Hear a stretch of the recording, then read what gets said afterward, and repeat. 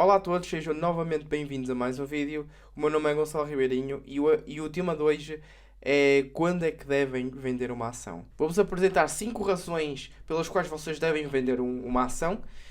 Obviamente que são as mais conhecidas aqui e se calhar as mais usadas previamente por mim, mas não quer dizer que vocês também tenham as mesmas perspectivas do que eu quando devemos vender um título, mas para a ideologia de Value Investing, que é o que eu abordo aqui no canal, então estas são as 5 razões mais usadas. Obviamente que há outras como Stop Loss, por exemplo, que não abordo neste vídeo. Vamos então, sem mais demoras, à primeira. A primeira, e sem dúvida a mais conhecida, temos então quando os fundamentais, os fundamentals de uma empresa mudam. Ou seja, isto é muito seguido pelo Warren Buffett. O próprio Warren Buffett disse que nós devemos fazer hold a um bom ativo para sempre. Se ele é um bom ativo e continua um bom ativo, qual é a razão de nós o vendermos?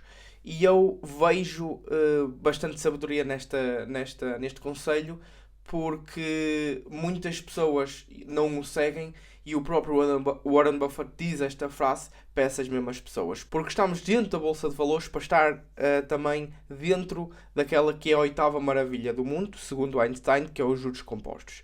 E se fores a vender, por exemplo, uma ação cada vez que ela atinge o valor intrínseco ou um valor que tu achas mais apropriado para vender, ou se achas que está muito valorizada, então não estás propriamente a jogar com os juros compostos. Obviamente que só pegando nesta razão e só pegando no caso da Tesla, eu tenho uma perspectiva que, se fosse acionista da Tesla e visse que eles estavam a fazer um bom trabalho ainda, porque raio é que eu haveria de vender os meus títulos, as minhas ações, a minha posição na Tesla, se o que eu via era continuava a ser bom ou se calhar melhor daquilo que estava se calhar há 10, 12 meses atrás. O que eu quero que entendam é que vocês, quando interpretaram uma empresa no início, até aos dias de hoje, passados 5, 10 anos, e ela foi tendo uma valorização, por exemplo, de 10 a 15% anualmente, o que é muito bom. Então estamos a dizer que ao fim desses 10 anos temos que vender esse título porque ele valorizou muito? E a resposta a essa pergunta depende. Se aquilo for ainda um bom ativo, então por que raio é que vais vender? Só porque ele subiu até mais não naqueles últimos 5, 10 anos? Obviamente que não. Se aquilo continuar a ser um bom ativo, então vamos aproveitar, vamos fazer hold, não vamos vender e pagar impostos sobre isso e cortar então assim os juros compostos. Vamos continuar hold e aquilo, obviamente, se for um bom ativo de acordo com a tua interpretação e de acordo com, enfim, a tua análise fundamental, primeiramente quando iniciaste esta posição, se continuar então a ser esse bom ativo desde esse tempo, não há razões, obviamente, para vender.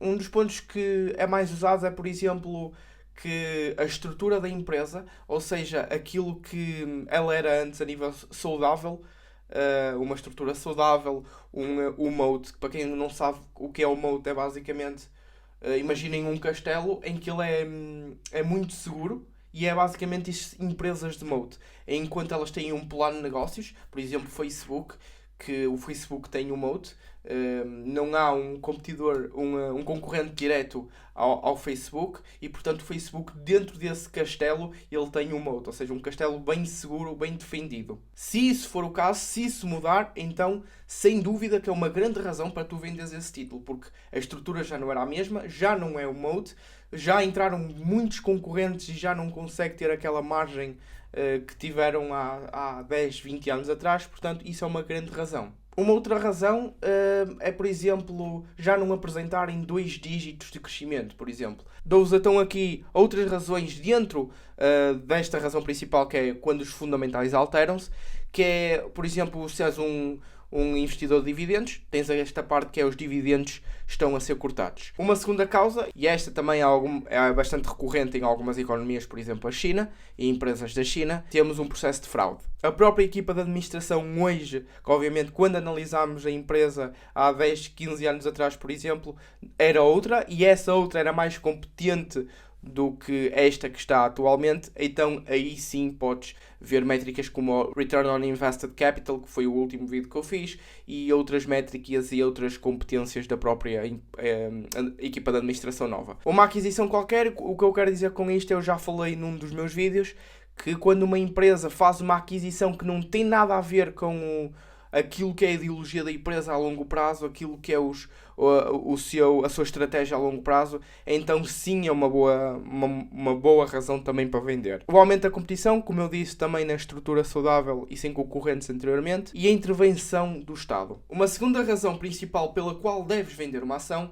é o risk-reward terem mudado. Para que fique bem claro, para mim e para todos os value investings, o risco não significa volatilidade. O risco significa qual é o preço então que está uma determinada ação. Quanto maior for o preço daquilo que é comparativamente ao seu valor intrínseco, então mais arriscado aquele ativo é. Se caso contrário, se for um preço mais abaixo daquilo que é o seu valor intrínseco, então menos arriscado aquele ativo é. Eu posso dar um exemplo muito prático, que é, no meu caso, em questões de Facebook, que eu tenho no meu portfólio. Para quem sabe e para quem viu o vídeo que eu publiquei da minha rentabilidade de 2020, sabe que eu tenho Facebook, e eu, no caso do Facebook, eu reforcei muito mais a minha posição no mês de março. Ou seja, eu vi que ali estava uma quebra, não estava nem a premium e estava abaixo daquilo que eu achava o valor intrínseco. A partir daí, pus uma taxa de retorno que eu queria, anualizada, para as minhas projeções dos próximos 10 anos, e aquilo então deu-me um preço de entrada e era esse preço que estava atualmente.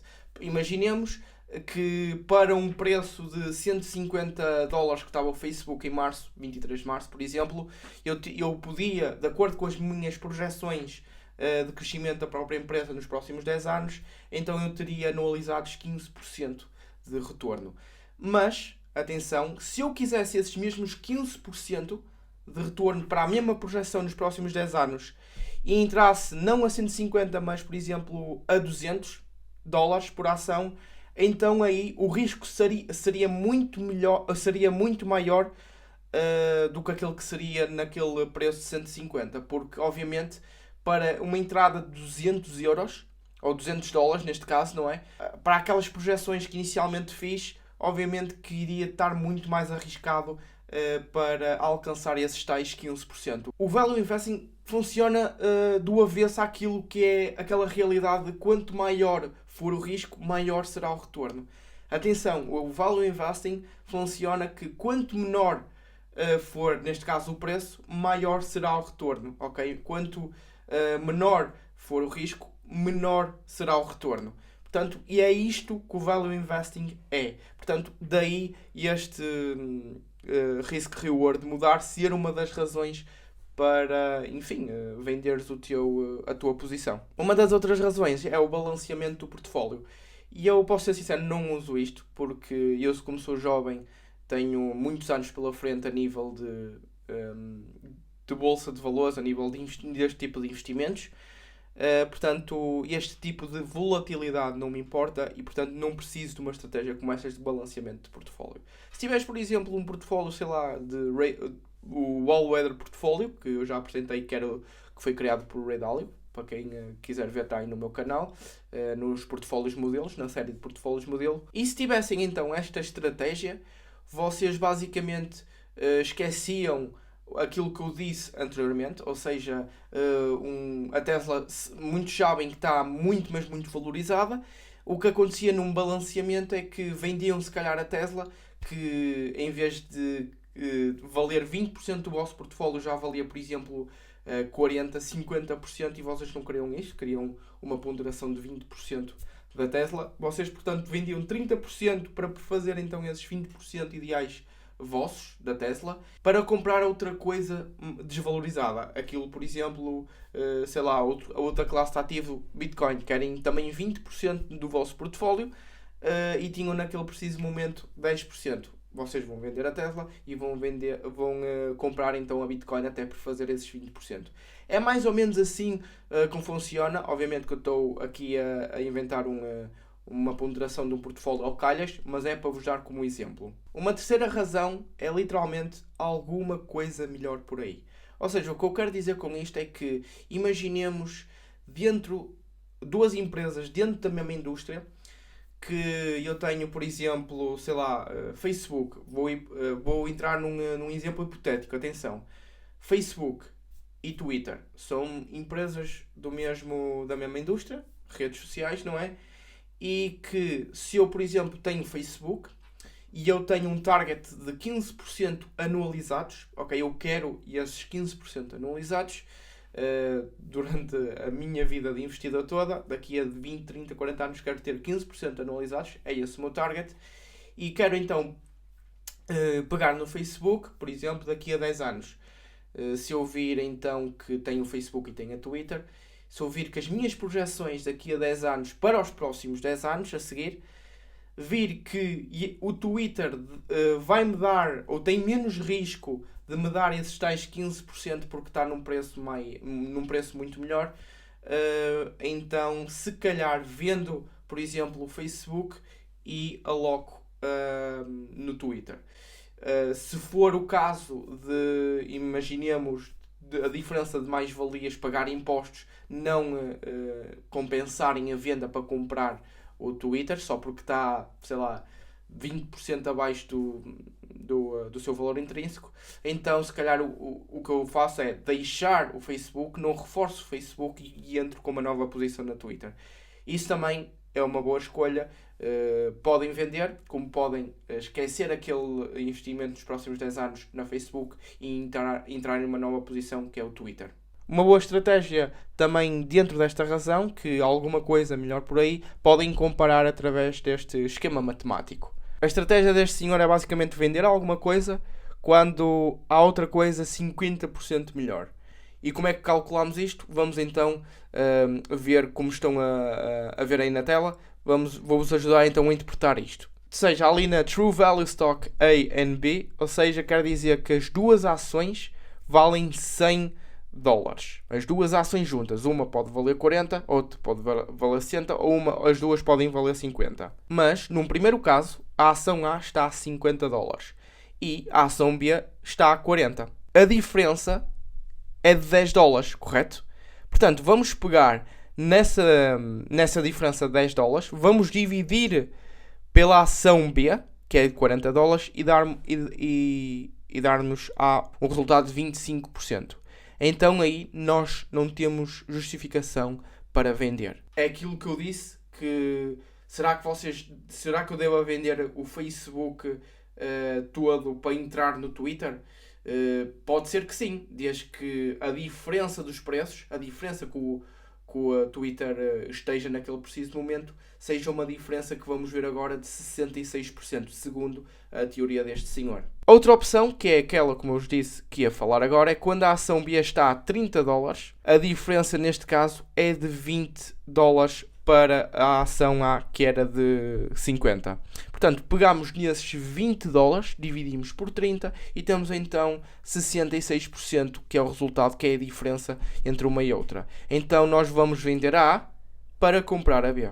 E uma última razão é a razão mais simples. Atingiste os teus objetivos. Pode não ser uma razão para ti que estás a assistir este vídeo, por seres ainda muito novo, mas à medida que vais, pela experiência que eu tenho vivido a nível de outras pessoas, ou ler vários livros de outras pessoas, é que elas, quando muitos não seguem a filosofia do Warren Buffett, que uma ação é para dar hold para sempre, até à morte dessa mesma pessoa, mas eu não sigo muito essa filosofia do Warren Buffett. Lá está, o Warren Buffett disse pode não ser verdade para a minha realidade, portanto, eu se visse que eu cumpri os meus objetivos, ou seja, imaginem que se o meu objetivo fosse atingir 3 ou, por exemplo, 5 milhões em investidos, obviamente se vendesse as ações tinha menos 5 milhões por causa dos impostos, mas o meu range era entre 3 a 5 milhões líquidos, e eu já tinha isso. Porque a partir daí podia aplicar numa coisa de forma passiva que me dava dividendos, ou outras coisas que eu poderia investir e que me dava renda passiva todos os meses para viver a partir disso. Portanto, se eu atingi esse objetivo, então eu vou vender. É essa uma das minhas razões principais pela qual eu posso vender um título. Pode até ser uma ação que pode atingir imaginemos, ser uma Tesla de 2020 que pode fazer 800% num ano. Eu mesmo assim eu vendo porque eu já atingi os meus objetivos. É assim que eu funciono e é assim que eu vou funcionar quando atingir esses meus objetivos. Se gostaste deste vídeo, mete aí um gosto também para que ajuda imenso o canal. E se não estás subscrito e gostas dos vídeos que eu faço e gostaste deste maioritariamente porque és novo e caíste aqui de paraquedas, subscreve então que eu faço vídeos todos os sábados. O meu nome é Gonçalo Ribeirinho e vejo-vos na próxima.